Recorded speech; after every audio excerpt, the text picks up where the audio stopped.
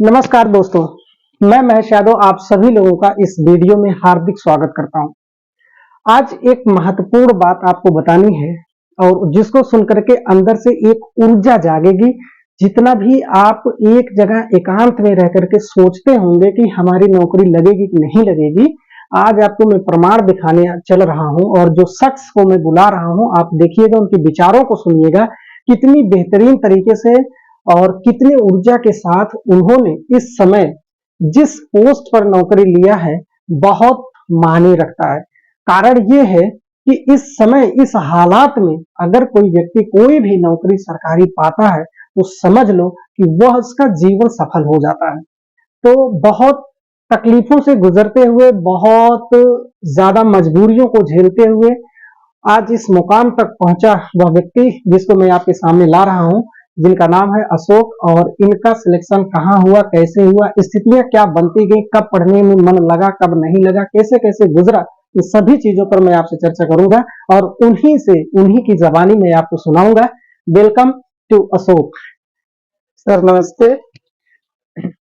बताएं कैसे, ठीक ठाक है? ठीक है सर। डर तो नहीं रहे? डर नहीं रहे।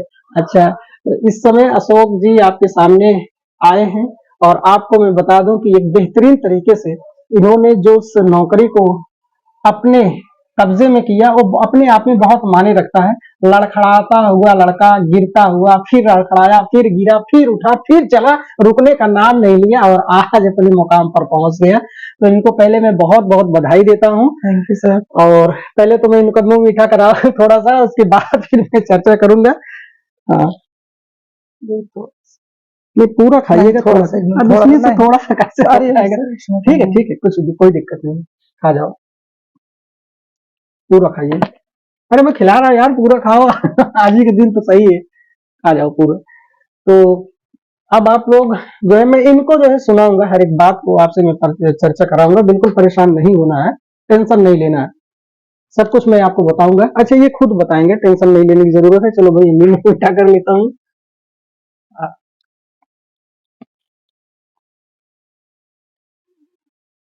और ये मिठाई जल्द आप तक पहुंचने वाली है और मैं उम्मीद करूंगा कि आप भी एक दिन ऐसा ही मुकाम हासिल करेंगे और ऐसे ही समय पर आएंगे, है ना? तो पानी दीजिएगा।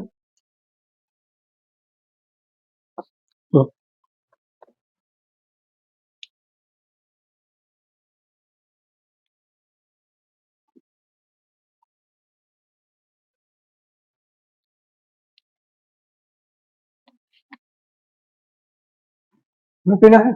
चल, अब बताना है आप कैसी कैसी स्थितियां रही, कैसे कैसे गुजरना पड़ा, स्टार्टिंग कहाँ से किए थे, पढ़ना कहाँ से शुरू किए, कब मन बना कि हमको सरकारी नौकरी लेना है, इस पर पहले मैं आपसे बात करूं। देखिए, सबसे पहले तो हमने 2015 में डिप्लोमा किया।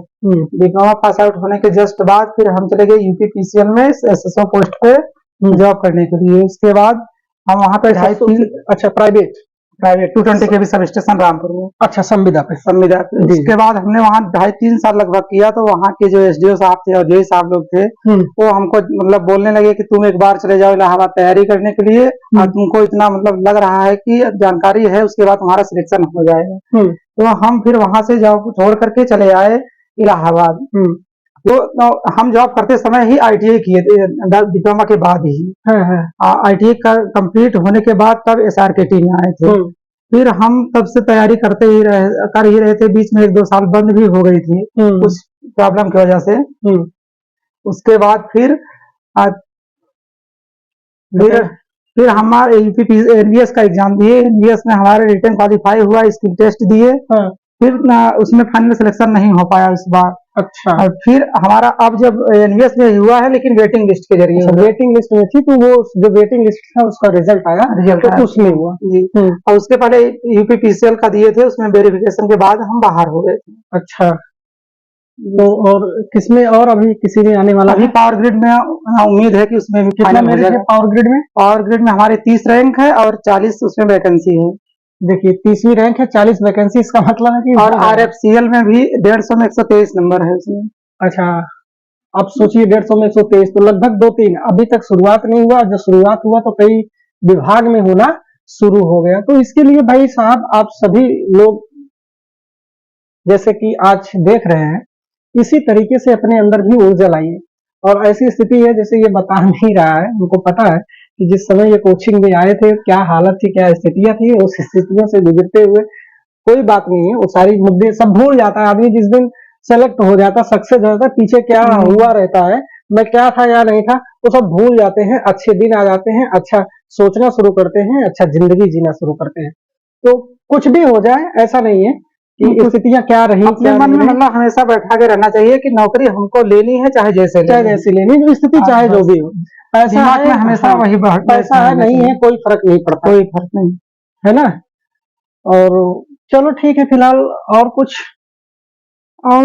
अगर सजेशन देना है तो सजेशन यही है कि मतलब जो लोग तैयारी कर रहे हैं वो मतलब कि इस तरीके से करें कि अपना एक टारगेट मतलब सेट करके रखा करें कि हमें पूरे 24 घंटे का टारगेट, 24 घंटे के अंदर हमें कितना चीज पढ़ना है, और कोशिश किया करें कि जितना पढ़ पाए उससे थोड़ा ज्यादा रखें, ताकि हम उसके नजदीक पहुंच जाएं। फिर उसके बाद पूरा शाम को एक बार फिर सोचें कि हम दिन भर में क्या पढ़े हैं, अभी तक कुछ इसका फीडबैक मिला है कि नहीं मिला है। जिस दिन से ऐसे मिलने लगेगा कि हम दिन भर में आज इतना चीज पढ़ लिए हैं, हमको इतना जानकारी हुआ है, अगर ये चीजें जिस दिन से मन में आने लगेंगी उस दिन जान लीजिए आपका सिलेक्शन हो जाएगा आराम से।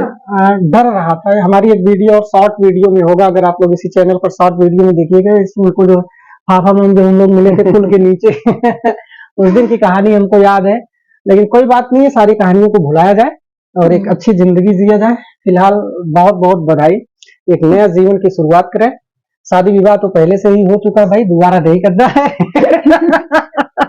जो है एक बिटिया भी है छोटी सी, और खुश तो खूब होगी वो, बहुत सबसे ज्यादा अगर खुश कोई है तो वही होगी क्योंकि वो जब जब जाती थी जहां जहां मंदिर में दर्शन करने, वह हमेशा सिर्फ यही कहती थी कि पापा को नौकरी दे दो भगवान, भगवान ने सुन लिया ना। क्या जिस दिन रिजल्ट आया उस दिन की स्थिति क्या रही थी, उस दिन बिटिया कहाँ थी तो बताइए। सो रही थी, लेकिन सुबह जब जगी है ना तो बताया बहुत कुछ थी। अच्छा, तो और ये मतलब बताना चाहते हैं जैसे सर कंप्यूटर था यूपीपीसीएल के लिए, तो कंप्यूटर हम महेश सर से इतना मतलब पढ़ लिए थे, एक बार अगर आप लोग पढ़ लेंगे पूरा सिलेबस तो दोबारा रिवीजन की भी बहुत हल्का जरूरत पड़ेगी, क्योंकि एग्जाम टाइम में हम कभी रिवीजन नहीं किए। कंप्यूटर में बहुत अच्छा नंबर भी आया, उसके बाद फाइनल डीवी में छट गए 1-2 नंबर से। लेकिन एक बार हम यही कहेंगे कि चाहे कंप्यूटर हो या टेक्निकल हो या नॉन टेक हो, बिना सब पर कमांड होनी चाहिए। बिना नॉन टेक की वजह से आप सिलेक्शन नहीं ले सकते हमारा नहीं होगा नॉन टेक सिलेक्शन तो सभी का होना, किसी का रुकेगा नहीं, ये बात तो हमेशा अपने दिमाग में बैठा लीजिए।